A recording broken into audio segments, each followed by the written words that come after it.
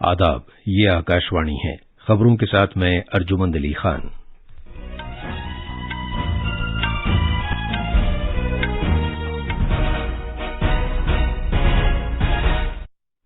वजीर आजम नरेंद्र मोदी आज गुजरात में कई प्रोजेक्टों का इफ्तिताह और उनका संग बुनियाद रखेंगे। आज पार्लियामेंट के दोनों ऐवानों में मरकजी एजेंसियों के मुबैना बेजा इस्तेमाल और दूसरे मामलात पर अपोजिशन के एहतजाज की वजह से कार्रवाई में कई बार रखना पड़ा। एक पार्लिमानी कमेटी ने सरकार से सिफारिश की है कि उन हिंदुस्तानी वर्करों के लिए बाज़ाबातकारी की एक जामे स्कीम बनाई जाए जो कोविड-19 की वबा की वजह से गैर मुल्कों में अपने काम धंधों से महरूम हो गए हैं। फौजदारी तरीक़ाकार कानून के तहत शनाख्त से मुताल्लिक़ 2022 का कानून आज से नाफिजुल अमल हो गया है और दौलत मुश्तरका खेलों में आज भारत के चोटी के खिलाड़ी मृदुल बोरगोहेन, अमित पांघाल, शरद कमल, सौरभ घोषाल, दीपिका पल्लिकल, मनिका बत्रा, हिमा दास और जोशना चिनप्पा अपनी कारकर्दगी का मुजाहिरा करेंगे।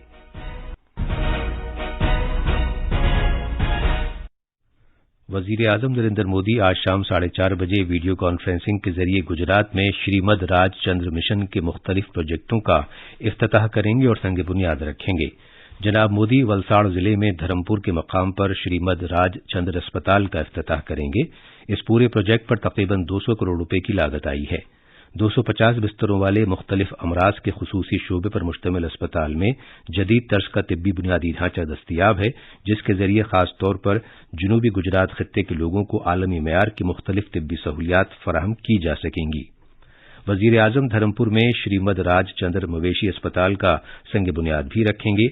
150 बिस्तरों वाला यह अस्पताल तकरीबन 70 करोड़ रुपए की लागत से बनाया जाएगा। जनाब मोदी खवातीन के लिए Shrimad Rajchandra centre of excellence का संग बुनियाद रखेंगे, जिस पर 40 करोड़ रुपए की लागत आने का अंदाजा लगाया गया है। इसमें 700 से ज्यादा कबायली खवातीन को मुलाजमत दी जाएगी और हजारों दीगर खवातीन को भी रोजी रोटी फराहम की जाएगी। पार्लियामेंट के दोनों ऐवानों में मरकजी एजेंसियों के मुबैना बेजा इस्तेमाल और दूसरे मामलों पर अपोजिशन के एहतजाज की वजह से बार बार रखना पड़ा। लोकसभा की कार्रवाई दिन के 2 बजे तक के लिए मुलतवी कर दी गई। ऐवान का इजलास जैसे ही शुरू हुआ, कांग्रेस और डीएमके के अरकान ऐवान के वसत में इकट्ठा हो गए। उन्होंने मरकजी एजेंसियों के मुबैना बेजा इस्तेमाल के सिलसिले में नारेबाजी शुरू कर दी। स्पीकर ओम बिरला ने वक्फा सवालात की कार्रवाई जारी रखने की कोशिश की, लेकिन वो कामयाब नहीं हो सके। बिलाखिर उन्होंने ऐवान की कार्रवाई दिन के 2 बजे तक के लिए मुलतवी कर दी। उधर राज्यसभा में भी आज तफ्तीशी एजेंसियों के मुबैना बेजा इस्तेमाल के मामले पर अपोजिशन ने एहतजाज किया।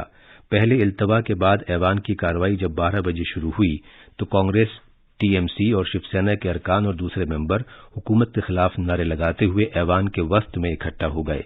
डीएमके, बाएं बाजू और दूसरे मेंबर भी एहतजाज में खड़े हो गए।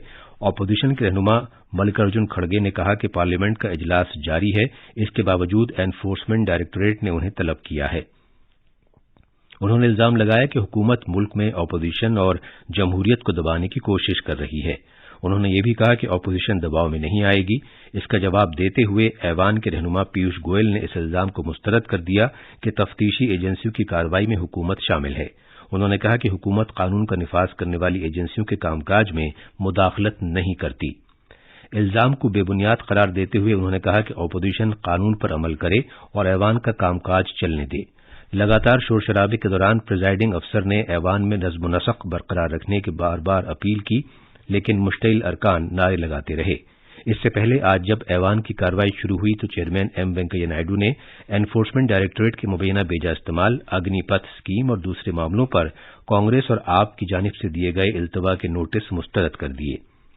अपोजिशन के रहनुमा मल्लिकार्जुन खड़गे ने इल्जाम लगाया कि मरकजी सरकार अपोजिशन पार्टियों को दबाने के लिए खुद मुख्तार इदारों का बेजा इस्तेमाल कर रही है। ये खबरें आकाशवाणी से नश्र की जा रही हैं।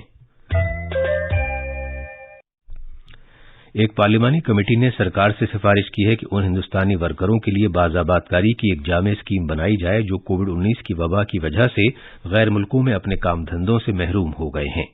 जनाब पीपी चौधरी की सरबराही में वजारत खारजा की इस कमेटी ने कल पार्लियामेंट में अपनी रिपोर्ट पेश की। इस कमेटी ने अपनी रिपोर्ट में कहा है कि सरकार हिंदुस्तानी अफराद की फलाह बहबूद के लिए मुख्तलिफ स्कीमें और प्रोग्राम चला रही है, लेकिन वबा की वजह से अपने रोजगार से महरूम हो जाने वाले अफराद की बाज़ाबातकारी के लिए कोई मखसूस स्कीम नहीं है। ان افراد میں کثیر تعداد میں خلیج کے ملکوں سے واپس آنے والے ورکر بھی شامل ہیں۔ حکومت ملک میں ٹول پلازوں کی جگہ نئی ٹیکنالوجی متعارف کرانے کے بارے میں غور کر رہی ہے تاکہ موٹر گاڑیوں کی بلا رکاوٹ آمد و رفت کو یقینی بنایا جا سکے۔ راجیہ سبھا میں ایک سوال کا جواب دیتے ہوئے سڑک ٹرانسپورٹ اور شاہراہوں کے وزیر نتن گڈکری نے کہا کہ نیا نظام اگلے 6 مہینے میں شروع کیا جائے گا۔ انہوں نے بتایا کہ حکومت 2 مختلف طریقوں پر غور کر رہی ہے۔ پہلا، سیٹلائٹ پر مبنی ٹول نظام، جس کے تحت جی پی ایس نظام کے توسط سے مسافروں کے بینک کھاتوں سے ٹول براہ راست وصول کر لیا جائے گا۔ دوسرا، متبادل موٹر گاڑیوں کے نمبر پلیٹ سے ٹول وصول کیا جانا ہے۔ انہوں نے کہا کہ حکومت ٹول وصولی کے لیے سیٹلائٹ پر مبنی نظام کے تحت ٹول وصول کرتے وقت فاسٹ ٹیگ کی جگہ جی پی ایس متعارف کرانے کے مرحلے میں ہے۔ جناب گڈکری نے بتایا کہ حکومت ٹول وصولی کے لیے بہترین ٹیکنالوجی کا انتخاب کرنے کی کوشش کر رہی ہے اور اس سلسلے میں پارلیمنٹ میں ایک اہم بل لایا جائے گا۔ انہوں نے کہا کہ لوگوں کو ٹول پلازوں پر ٹریفک جام سے نجات دلانے کے لیے یہ نظام اہم ہے۔